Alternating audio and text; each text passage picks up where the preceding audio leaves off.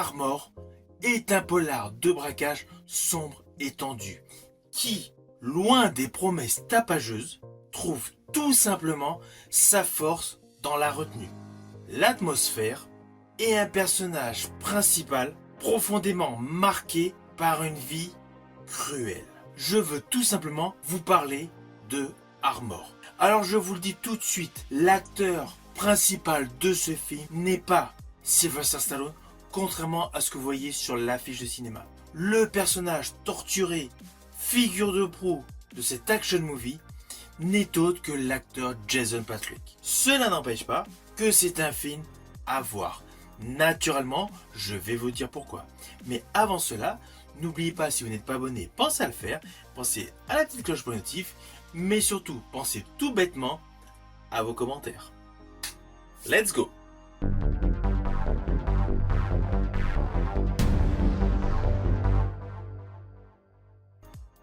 Alors tout d'abord, fiche technique de ce film. Il a pour titre Armor, c'est un thriller action américain réalisé par Justin Root qui dure approximativement 1h30. Il met en vedette le duo Jason Patric, Sylvester Stallone. Mais Sylvester Stallone est en second rôle. Il a le rôle d'un personnage important, certes, mais le premier rôle de ce film est Jason Patric, la star jadis de La Bête de Guerre de Kevin Reynolds et de Speed 2 de Yann de Bont. Dans ce film, il interprète un personnage bien calibré, un personnage qui lui colle à la peau avec l'histoire suivante.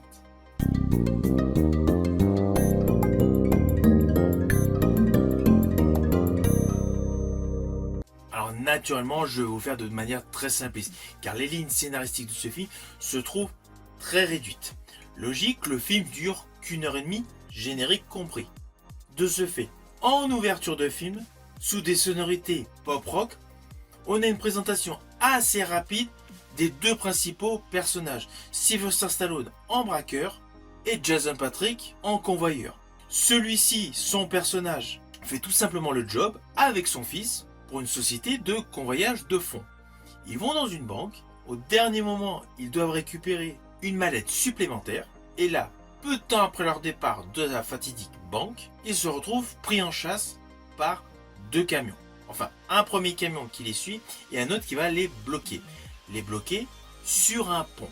Oui, majoritairement, l'action de ce film se déroule sur un pont. Néanmoins, il y a plusieurs flashbacks pour nous raconter l'origine story justement du premier rôle interprété par Jason Patric. Alors, ne vous inquiétez pas, je n'irai pas plus loin sur les lignes scénaristiques. Vous me connaissez, je ne veux pas du tout vous spoiler. Mais sachez qu'en fait, ce film Armor fait partie tout simplement de ces films à voir absolument avec le bon état d'esprit. Je vous le dis tout de suite, ce n'est pas un film majeur, ce n'est pas un film qui cherche à impressionner ou à s'imposer par le spectaculaire. C'est un film qui avance doucement, qui avance calmement, je dirais même parfois lentement, mais toujours avec une intention claire. Raconter tout simplement, sur fond de braquage, une histoire humaine, tendue, resserrée, sans artifice. Alors je vous le dis tout de suite, l'erreur principale pour regarder ce film serait de l'aborder comme si vous avez envie de voir un action movie avec Sylvester Stallone. On va pas se mentir, le générique et toute la com qu'il y a eu autour de ce film induisent totalement en erreur. Pourtant le film corrige vite fait ce détail.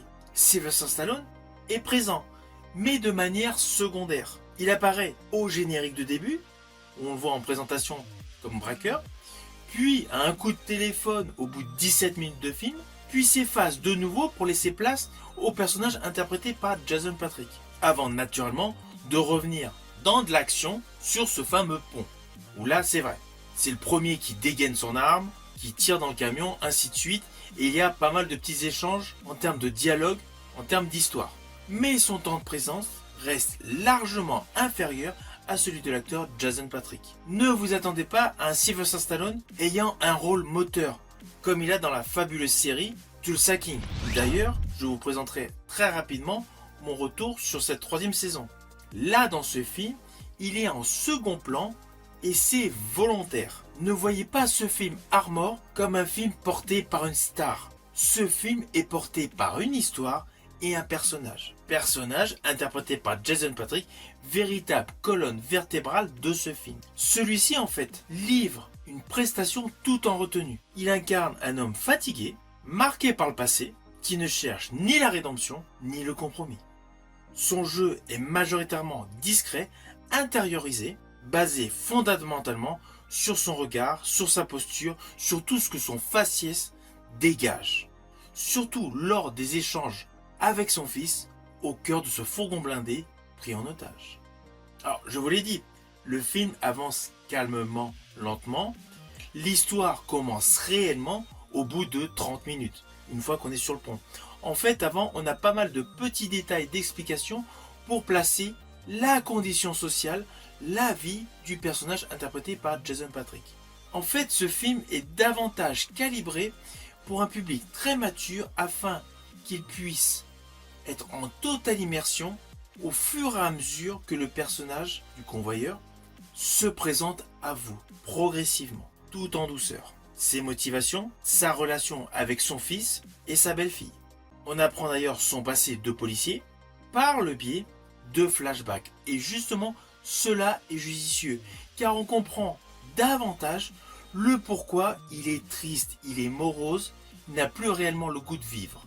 Il y a l'explication dans les flashbacks, et cela donne justement une plus-value à ce film, qui du coup ne se retrouve plus du tout classé en action movie. On est davantage dans un thriller avec quelques scènes d'action, mais un thriller avec une histoire. Une histoire basée sur l'émotion, le ressenti, le drame. En fait, ce film rajoute au fur et à mesure du déroulé de l'histoire deux principales lignes de dialogue. Il y a le côté braquage et il y a le côté passé. Cela permet de contextualiser les réactions de chacun. Vous allez vous rendre compte, le passé du personnage de Jason Patric lui pèse totalement. Implicitement, cela influence ses décisions. Et surtout, sa manière d'aborder une riposte potentielle par rapport au braquage. Je rajouterai que cela donne un côté innovateur dans ce registre de films tant éprouvé. À cela s'ajoute une mise en scène efficace. Le film en fait repose sur une idée simple, concentrer l'essentiel de l'action sur le pont. Oui, je vous l'ai dit, tout le film, enfin une grosse partie de ce film se déroule sur le pont et sur un espace très réduit. Le pont est un lieu de passage, il est suspendu. En fait, on n'est ni à un point de départ, ni à une arrivée, on est en transition. Transition qui est devenue un véritable piège pour les convoyeurs. En plus, c'est suréclairé, c'est en pleine journée, tout le monde est visible. On peut même penser que le réalisateur a voulu effectuer un côté paradoxal. On est à ciel ouvert, mais il y a des gars qui sont enfermés. Ils sont confinés. Et justement, il y a une scène que j'ai particulièrement aimée. Bon, ils sont tous sur le pont, logique. Tous les personnages sont clairement visibles, rassemblés au cœur de cet espace restreint, avec une montée en tension crescendo, et l'un des protagonistes utilise un taser. La situation dégénère. Ah oui, léger spoil visuel, mais ne vous inquiétez pas, je ne détaillerai pas quel personnage. Ainsi, la situation dégénère, et il y a un homme qui se retrouve pris par des flammes. Image à la fois brutale et irréelle, au cœur d'un décor suspendu. Tout ce contraste du gars qui déambule tout en feu, l'autre qui était tasé sur ce pont suspendu, est une scène particulièrement réussie. En fait voilà, dans ce film qui a une petite histoire, le budget petit c'est clair, il y a pas mal d'éléments visuels qui sont innovateurs. À cela s'ajoute en fait un polar intimiste sur le fond de braquage, avec une origin story qui rajoute de la profondeur au véritable héros de ce film, interprété par Jason Patric. Alors oui, vous avez compris, l'acteur Sylvester Stallone dans ce film est un braqueur. Mais lorsqu'on se rend compte de cela, dès le début de ce film, naturellement on se pose la question, est-ce que c'est un vrai méchant? Je ne vous le dirai pas. Mais forcément, il y a un petit jeu scénaristique là-dessus.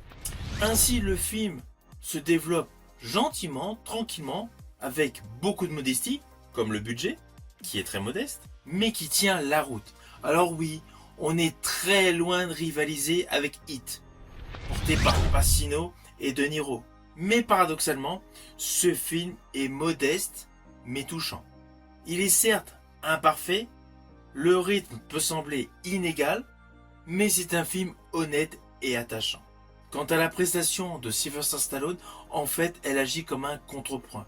Une figure hors champ, mais qui apporte un plus à la structure narrative de ce film. Et son jeu d'acteur colle avec son personnage. On peut se dire qu'il ne vampirise jamais le récit, tout simplement pour laisser la place à part entière à Jason Patric.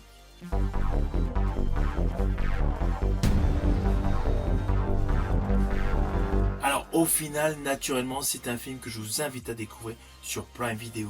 Il vaut le coup. Ce n'est pas le grand action movie porté par un Sylvester Stallone au top de sa forme, mais c'est un film qui correspond à son thème de base, le braquage, et le personnage principal interprété par Jason Patric est haut en couleur. Toute la structure narrative, l'origin story et les lignes du dialogue qui gravitent autour de lui sont totalement cohérentes. C'est pour cela que pour voir ce film, il faut vraiment avoir un état d'esprit différent que ce que l'on peut avoir en observant la bande-annonce. Voyez davantage ce film comme un thriller efficace avec en premier rôle Jason Patric. N'hésitez surtout pas à me mettre en commentaire votre opinion sur ce film une fois que vous l'aurez vu. Je vous dis à bientôt pour une prochaine vidéo.